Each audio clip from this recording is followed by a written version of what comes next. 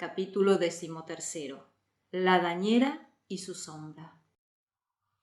Cerca de la anochecida, al dirigirse a la cocina para prepararle la comida a Santos, ya al entrar, Marisela oyó que la india Eufrasia le decía a Casilda: ¿y para qué iba a ser, pues, ese empeño de Juan Primito en que el doctor se dejara medir?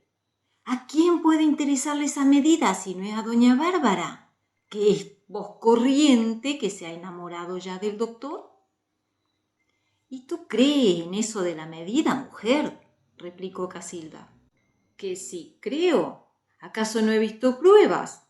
Mujer que se amarra en cintura la medida de un hombre hace con él lo que quiera.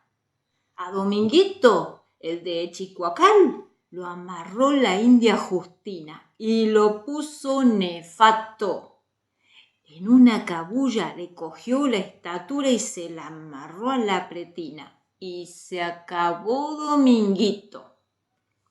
Mujer, exclama Casilda, y si tú crees eso, ¿cómo no le dijiste al doctor que no se dejara medir por Juan Primito? Sí, lo pensé, pero como el doctor no cree en esas cosas y estaba tan divertido con los disparates del bobo, no me atreví. Mi idea era quitarle a Juan Primito la cabulla, pero me echó tierra en los ojos, como dice, y cuando fui a buscarlo, ni el polvo. Lejos debe ir ya, aunque eso fue ahorita, porque cuando él dice a caminar, no hay quien lo siga. Aquello era de lo más burdo y primitivo que en materia de superstición pudiera darse, pero Marisela se estremeció al oírlo. A pesar del empeño que había tomado Santos en combatirle la creencia en supercherías, y aunque ella misma aseguraba que ya no le prestaba crédito, la superstición estaba asentada en el fondo de su alma. Por otra parte, las palabras de las cocineras, oídas conteniendo el aliento y con el corazón por salírsele del pecho, habían convertido en certidumbre las horribles sospechas que ya le habían cruzado por la mente. Su madre enamorada del hombre a quien ella amaba. Ahogó la exclamación de horror que iba a escapársele tapándose la boca con la mano trémula y se olvidó el propósito que la había llevado a la cocina.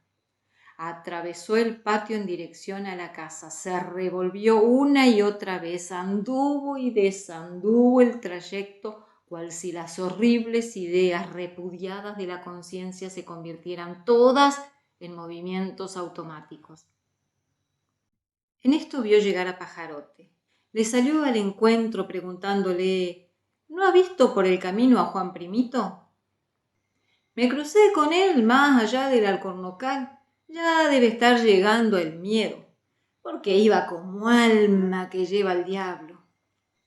Pensó un instante y enseguida dijo: necesito ir ahora mismo al miedo. ¿Quiere acompañarme? ¿Y el doctor?, objetó Pajarote. ¿No está aquí? Sí, en la casa está, pero él no debe saberlo. Me iré escondida, ensílleme la catira, sin que nadie se dé cuenta.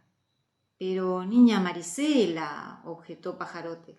No, es inútil, Pajarote. No pierda su tiempo tratando de hacerme desistir. Es necesario que yo vaya al miedo ahora mismo.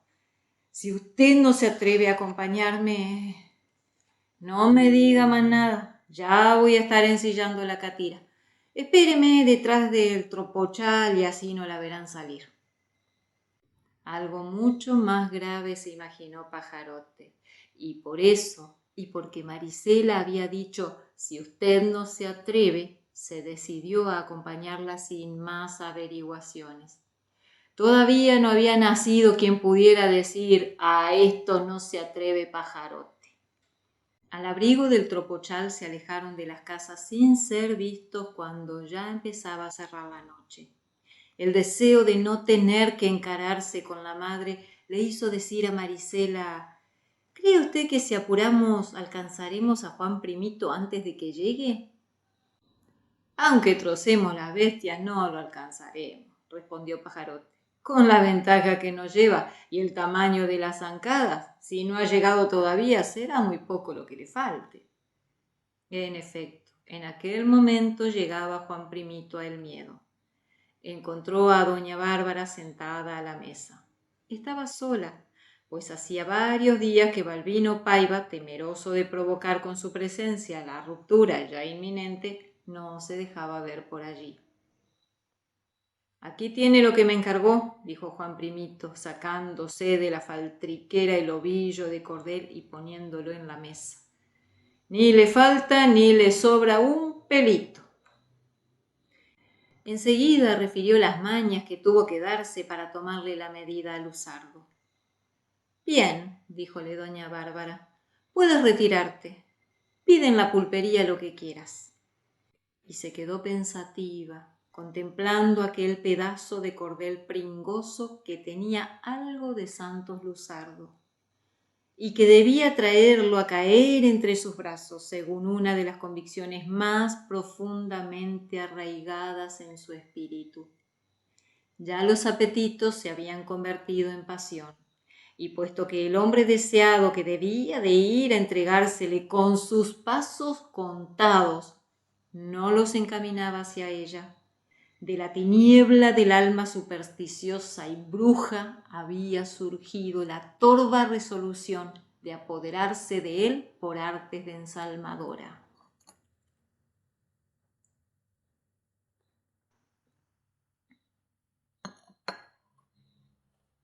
Entretanto, ya Marisela se acercaba a la casa. Rompiendo por fin el caviloso silencio en que hizo el trayecto, díjole a Pajarote: necesito hablar con mi madre. Llegaré sola hasta la casa.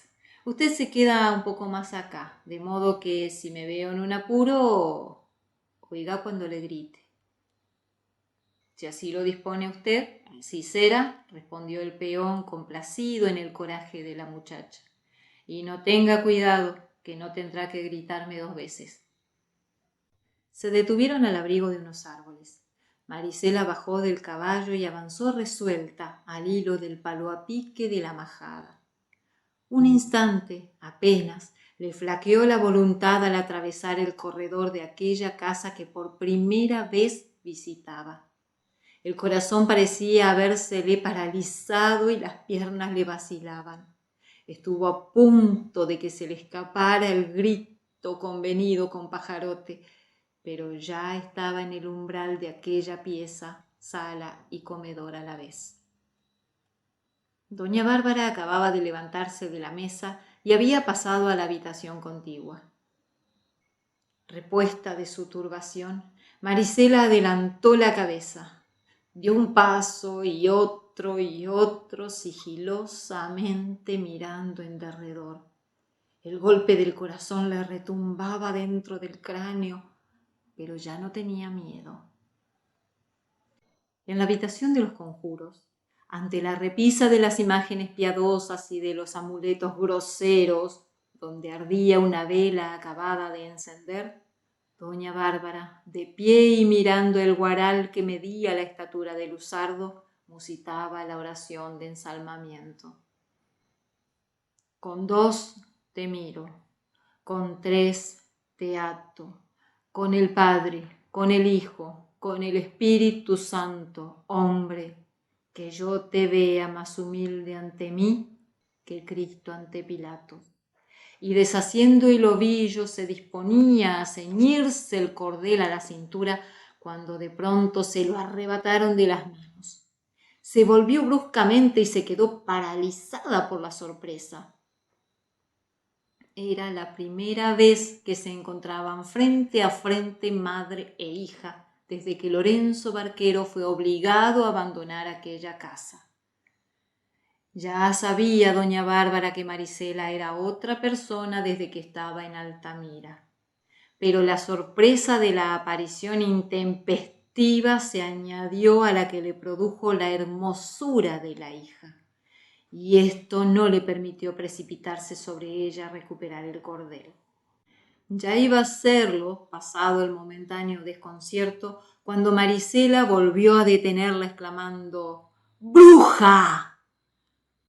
Tal como dos masas que chocan, saltan en el encontronazo y caen luego desmoronadas, confundiendo sus fragmentos, así sucedió en el corazón de doña Bárbara cuando en los labios de la hija estalló el epíteto infamante que nadie fuera osado a pronunciar en su presencia. El hábito del mal y el ansia del bien, lo que ella era y lo que anhelaba ser para que pudiese amarla Santos Luzardo, chocaron, se encresparon y se confundieron, deshechos en una masa informe de sentimientos elementales. Entretanto, Marisela se había precipitado a la repisa y echado al suelo de una sola manotada toda la horrible mezcla que allí campaba. Imágenes piadosas, fetiches y amuletos de los indios, la lamparilla que ardía ante la estampa del gran poder de Dios y la vela de la alumbradora, mientras con voz ronca de indignación y de llanto contenido rugía: ¡Bruja! ¡Bruja! Enfurecida, rugiente, doña Bárbara se le arrojó encima, le sujetó los brazos y trató de arrebatarle la cuerda. La muchacha se defendió debatiéndose bajo la presión de aquellas manos hombrunas que ya le desgarraban la blusa, desnudándole el pecho virginal para apoderarse de la cuerda que había ocultado en el regazo, cuando una voz reposada y enérgica ordenó: «Déjela». Era Santos Luzardo, que acababa de aparecer en el umbral de la puerta. Obedeció doña Bárbara y con un sobrehumano esfuerzo de disimulación trató de transformar en afable su faz siniestra, pero en vez de una sonrisa apareció en su rostro una mueca fea y triste del propósito fallido.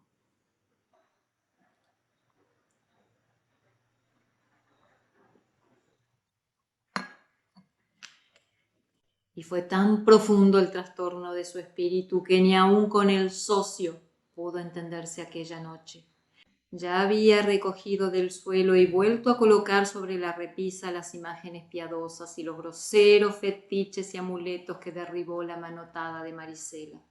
Otra vez ardía la lamparilla votiva, aunque con un chisporroteo continuo de aceite y agua mezclados en la mecha, y una llama vacilante, sin que dentro del cuarto herméticamente cerrado se moviera ni el más leve soplo de aire. Y ya por varias veces había formulado el conjuro a que tan obediente se mostrara siempre el demonio familiar, pero éste no acudía a presentársele porque, como en la mecha de la lamparilla, también había inconciliables cosas mezcladas en el pensamiento que lo invocaba. Calma, se recomendó mentalmente. Calma. Y enseguida la impresión de haber oído una frase que ella no había llegado a pronunciar. Las cosas vuelven al lugar de donde salieron. Eran las palabras que había pensado decirse para apaciguar su excitación, pero el socio se las arrebató de los labios y las pronunció con esa entonación familiar y extraña a la vez que tiene la propia voz devuelta por el eco. Doña Bárbara levantó la mirada y advirtió que en el sitio que hasta allí ocupara su sombra, proyectada en la pared por la luz temblorosa de la lamparilla, estaba ahora la negra silueta del socio. Como de costumbre no pudo distinguirle el rostro, pero se lo sintió contraído por aquella mueca fea y triste de sonrisa frustrada. Convencida de haberlas percibido como emanadas de aquel fantasma, volvió a formular, ahora interrogativamente, las mismas palabras que, de tranquilizadoras cuando ella las pensó, se habían trocado en cabalísticas al ser pronunciadas por aquel. ¿Las cosas vuelven al lugar de donde salieron? Luego debía desistir de aquellos sentimientos que se trajo de Mata Oscura, sentimientos postizos que nunca llegarían a ser verdaderamente suyos, y en vez de procurar conquistarse el amor de santos luzardos solo por artes lícitas de mujer enamorada, apoderarse de su albedrío como se apoderó del de Lorenzo Barquero, o suprimirlo a mano armada como había hecho con todos los hombres que se atrevieron a oponerse a sus designios. Pero ¿eran realmente postizas aquellas ansias de vida nueva que se habían precipitado dentro de su corazón con la misma vehemencia avasalladora con que siempre se le desataron los perversos instintos? ¿No estaba ella, tal cual era, con todo el vigor de su naturaleza, en aquel anhelo de sepultar para siempre a la mujerona siniestra de la mano tinta en sangre, a la bruja, como acababa de llamarla Marisela?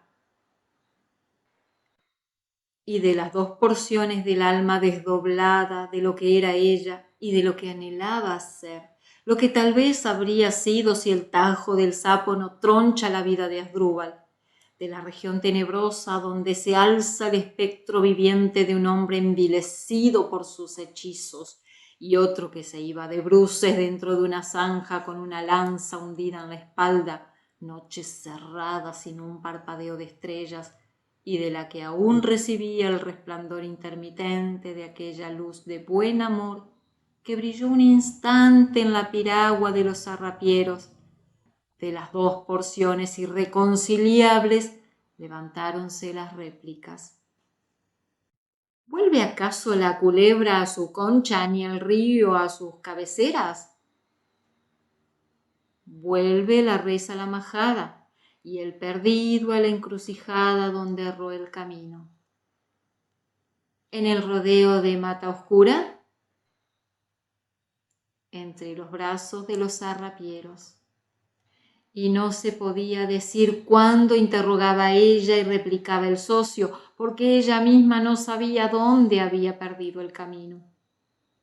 Se buscaba y sin dejar de hallarse no se encontraba. Quería oír lo que le aconsejara el socio, mas apenas comenzaba éste, ella tenía formulada la réplica y las dos frases se encabalgaban y se atropellaban, y ambas eran percibidas por sus oídos como ajenas, siendo sentidas como propias, cual si su pensamiento fuera arrastrado en un flujo y reflujo de mareas tormentosas, de ella al fantasma y de éste a ella. Era insólita esta conducta del demonio familiar, cuyos consejos y premoniciones siempre los había percibido doña Bárbara claros y distintos, como originados de un pensamiento que no tuviera comunicación inmediata con el suyo, palabras que otro pronunciaba y que ella percibía, ideas que a ella no le habían cruzado por la mente, mientras que ahora sentía que todo lo que decía y lo que escuchaba estaba ya en ella, poseía el calor de intimidad de su espíritu, no obstante lo cual se le volvía incomprensible, como si perdiera todo lo que de suyo tenía al ser formulado por el socio. Calma, así no podremos entendernos. Hundió la frente ardorosa entre las manos ateridas y así permaneció largo rato en silencio y sin pensamientos. Chisporroteó con más fuerza la llama de la lamparilla, ya para extinguirse, y a los oídos alucinados de doña Bárbara llegó clara y distinta esta frase: si quieres que él venga a ti, entrega tus obras. Alzó de nuevo la mirada hacia la sombra que por fin le decía algo que ella no hubiera pensado. Pero la lamparilla se había extinguido y todo era sombra en torno suyo.